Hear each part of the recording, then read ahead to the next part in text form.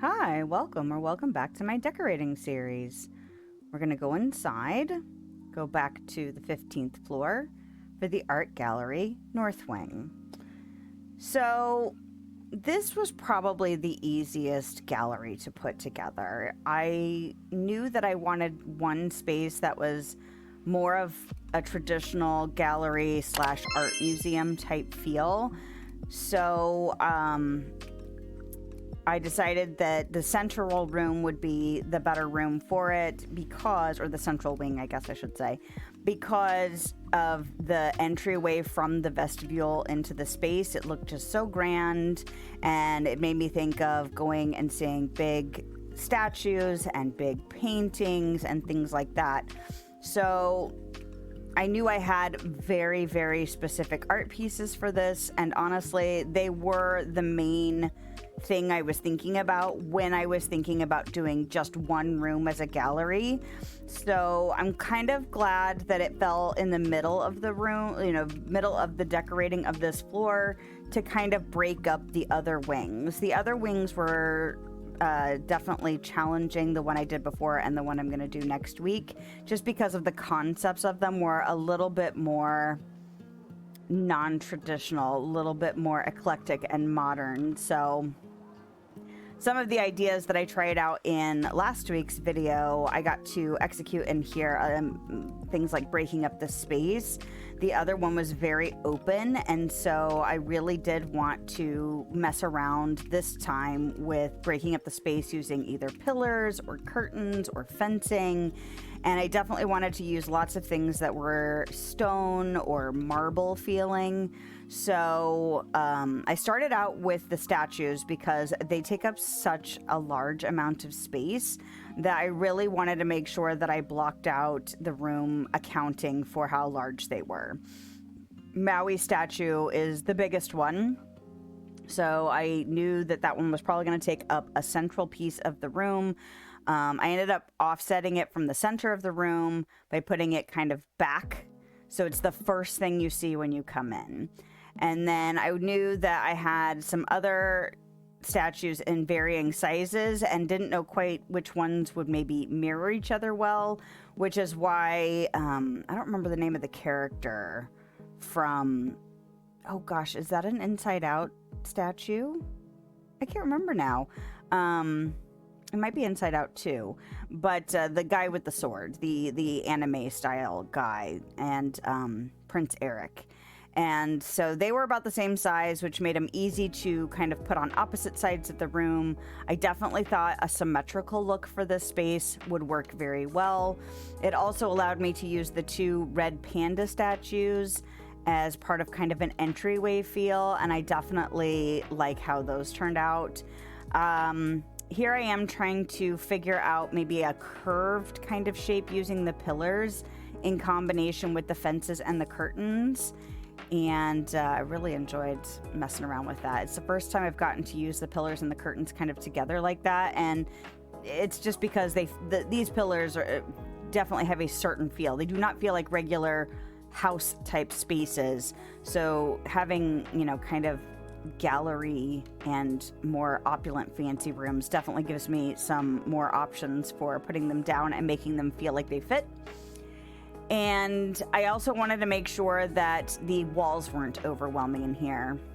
I looked at a few different options, but I really liked kind of the simple paint on top, wainscoting on the bottom. And yellow is a really good color for a lot of purposes. It's bright, it's cheerful, it's not white and glaring, but it's warm in a way. And so I kind of toyed with the green, although I don't like the red and the green together necessarily. Although in this combination, it's not too Christmassy, but I definitely didn't want any kind of red and green Christmas vibes. So I do look at both for a while, because the statues are kind of a yellowish, or some of them are anyway. So I wasn't sure if like a yellow wall with yellow toned or brown beige toned statues would work well. So I'm still kind of messing with it. And actually now I'm wondering, did I actually leave it green Guess we'll find out in a bit. It'll be a surprise for us all. So now that I've got the statues blocked out, I decide to go ahead and start looking for paintings.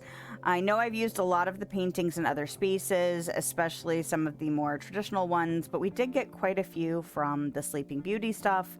So I definitely wanted to put those in here, and I just wanted to take a look and see kind of what frames I had, what sizes I had, what vibes I had, to see which ones I could put together to make groupings that made sense. They don't have to go together, but I did kind of still want to retain a little bit of symmetry.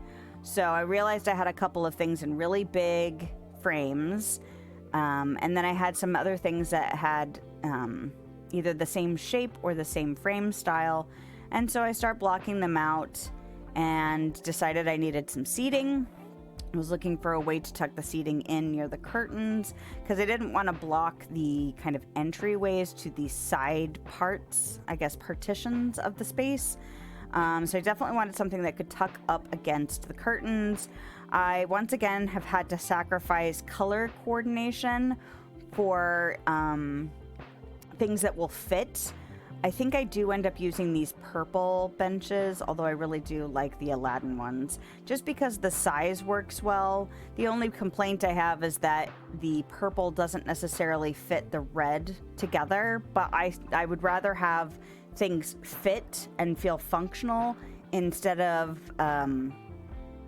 you know, colors or other things taking precedence. I definitely like, I don't know, the way things fit together, almost like the puzzle aspect of it. Oh, I guess I did go with green. I don't know why I thought I went with yellow, but sometimes my brain just doesn't hold on to the choices I've made, so surprise. Anyway, I did mess around with a little bit of carpeting in here, seeing if I could get something to fit in the space. And although I'm not a huge fan of plants in art galleries, just again, it goes back to my experience of working around art and museums.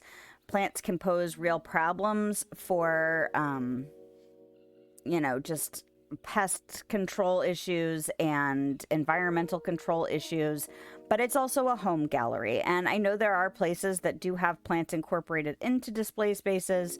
So I went ahead and went with them because they're just so pretty. They felt very like they fit in that little nook really well. And then I wanted to frame the two statues in the entryway with some curtains just to break up that blank wall.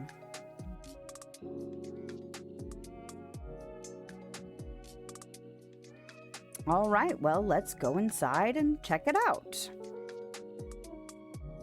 So we're on the second half of this 15th floor, this kind of strange concept. It's an interesting challenge. It's definitely different than all of the other spaces I've done. And I love how this one turned out. Again, I knew this space was going to be the easiest of the four to do, although the vestibule was fairly easy. Symmetry is really easy to work with, especially if you know you have things that are of similar sizes, shapes, and feels. So it just makes, you know, things work out smoother in some ways, because once you figure out one side of the room, you know, you've figured out the other side of the room too, and then you just kind of work with the, you know, the slight variation, the different paintings. You know, it looks the same, but it is still different from each other. And I did get to use, I believe, all of the new Sleeping Beauty paintings. Yeah, that rose painting from Beauty and the Beast disappears. I don't know why, but we'll just pretend it's there because I know it's there. But yeah, even with the limitations, even with the fact that, oh yeah, I don't know why that bench didn't work, but even with the limitations of like, would I have preferred a different color for these benches? Sure. Would I have preferred, you know, to maybe make some changes here and there? Sure. But I really do think this room turned out very traditional feeling. It does feel like there are separate rooms, even though it is one big room. And I'm glad to knock it off my list. And we'll get to the last room of this floor next week for a whole new challenge. That's it for today's decorating adventure.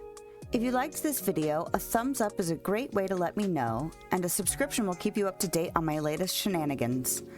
If you want to hang out with me live, I stream on YouTube and Twitch on Thursday evenings and middays on Sunday. I hope you have a lovely day, night, time, wherever you are, whenever you are. And I'll see you next time.